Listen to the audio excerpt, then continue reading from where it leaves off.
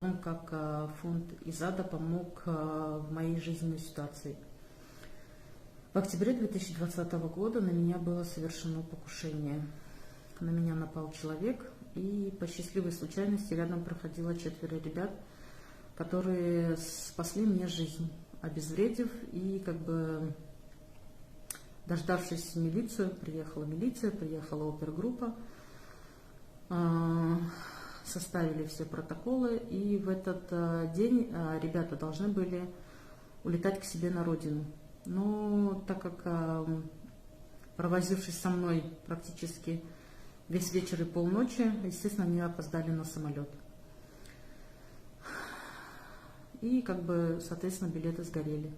Я обратилась в фонд Изада, ОМОНу за помощью. Он откликнулся буквально в течение нескольких минут. И в течение пару часов были собраны денежные средства на самолет ребятам. То есть он помогает всем, неважно какой то национальности, какой то религии. Он помогает всем. Мне он очень сильно помог, потому что из-за меня ребята оставались без средств.